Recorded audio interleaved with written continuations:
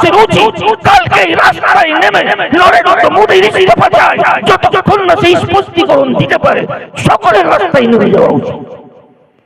আরে ও সারা পৃথিবীর ফাইল রাখে, ইন্ডিয়াকে সিরিয়াতে অমুকে আমার এসআইআর অমুক, আমাদের সকলের ফাইল তৈরি করছে আল্লাহ পাক। আল্লাহ পাক মহাশক্তিশালী, চুপচাপ বসে আছে, তার ফাইলটা আল্লাহ পাক খুলে দিয়েছে। আরে শুনেননি কিছু খবর? হ্যাঁ, পৃথিবীর নিকৃষ্ট মানুষ, নিকৃষ্ট মানুষ যার নারী ব্যবসা ছিল, বলৎকার করত বাচ্চাদের উপর, শিশুদের উপর, তাদেরকে সুখ করে খেত, মানে বলতেই কষ্ট লাগে। সেই অপরাধীদের সাথে নরেন্দ্র মোদীর নাম তোমার ফাইল আল্লাহ পাক করেছে। প্রত্যেক দেশে যাদের যাদের নাম আছে সেখানে সব আন্দোলন চলছে, তাদের রাষ্ট্রপ্রধানরা তাদের বিরুদ্ধে অবজেকশন করছে, রাস্তায় নেমে গেছে, তারা ইস্তফা দিয়েছে। প্রত্যেকটা ভারতবর্ষের উচিত কালকে রাস্তায় নেমে নরেন্দ্র মোদীর ইস্তফা চাই, যতক্ষণ না সেই স্পষ্টীকরণ দিতে পারে সকলের রাস্তায় নেমে যাওয়া উচিত। সেদিন আসবে, সময় ঘনিয়ে এসেছে, আল্লাহ পাকের ফাইল বের হয়েছে, আল্লাহ পাকের লাঠিতে কোনো আওয়াজ থাকে না। কখন এসে আল্লাহ পাক ধরে নেবে ফেরাউন বুঝতে পারে না, নিম্নতে ডুবে যাবে। আল্লাহ পাক টুপিয়ে ফুটিয়ে পেট ফুলিয়ে পৃথিবী থেকে পাঠিয়ে দিয়েছে। অত্যাচারের সীমা অতিক্রম করে গেলে আল্লাহ পাক সেখানে হস্তক্ষেপ করেন। হযরত ওমর রাদিয়াল্লাহু তাআলা আনহু খাবার দাবার নিয়ে নেন, নিয়ে এসে খাবার তৈরি করে বৃদ্ধার মুখে দিতে যাচ্ছে। উন্নত মানবতা, উন্নত মানবতা জনহীন প্রান্তরে হযরত ওমর বলতেন যে ফোরাত সমুদ্রের তীরে একটা কুকুর একটা বিড়ালের উপরে যদি আক্রমণ করে, ওমরের মন ভয়ে থরথর করে কাঁপে। কাল কিয়ামতের ময়দানে আল্লাহ পাক যদি জিজ্ঞেস করে নেয় আমাকে, ওমর তোমার রাজত্বে একটা কুকুর একটা বিড়ালের উপরে অত্যাচার করেছিল, তুমি কি তার প্রতিকার করেছিলে? ওমর তুই কি জবাব দিবি? আল্লাহর ভয় সবসময় থাকতো।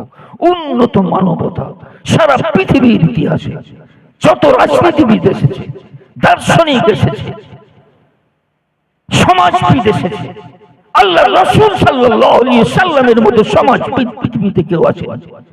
1.5 লক্ষ মানুষের, সৎ মানুষের একটা কাফেলা এমন তৈরি করেছে, সারা পৃথিবীর কারোর রেকর্ড নেই যে 10 লক্ষ মানুষকে তারা সৎ মানুষ হিসেবে তৈরি করেছে।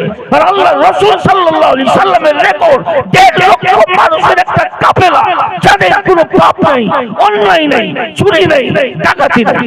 আল্লাহ রাসূল সাল্লাল্লাহু আলাইহি সাল্লাম সেদিন পৃথিবীতে আসেন, মদ, জুয়া, ব্যভিচার, হত্যা সব কিছু নির্বিলীলায় চলতো।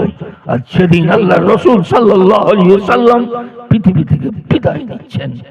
পুরো আরবে মদ নেই, চুরি নেই, ডাকাতি নেই, মিথ্যা নেই, ব্যভিচার নেই, নির্যাতন নেই, সব জন ভাই ভাই ভাই ভাই একে অপরের সাথে বাস করছে।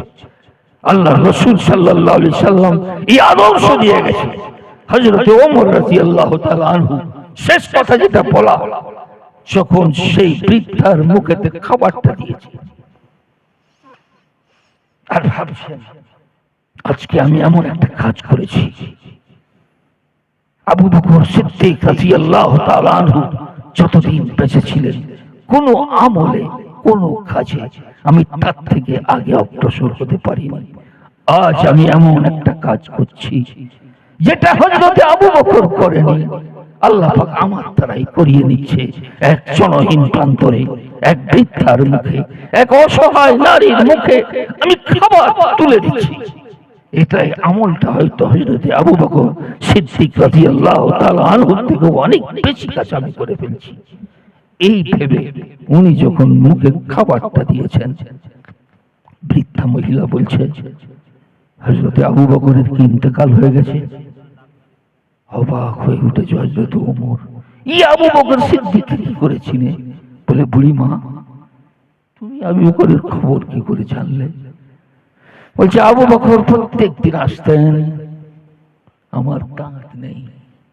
আবু বকর খাবারটা চিবিয়ে নরম করে আমার মুখেতে দিতেন, কিন্তু আজকে যে খাবারটা আমার মুখেতে এসেছে এটা নরম নয়, চিবানো নয়। আমি বুঝতে পেরেছি যে আবু বকর আর এই পৃথিবীতে নেই, অন্য কেউ খলিফা হয়ে এসেছে। হযরত ওমর বলেন, আমি আফসোস করে রয়ে গেলাম, যতদিন আবু বকর পৃথিবীতে বেঁচে ছিলেন কোনো আমলে আমি তার থেকে আগে অগ্রসর হতে পারিনি।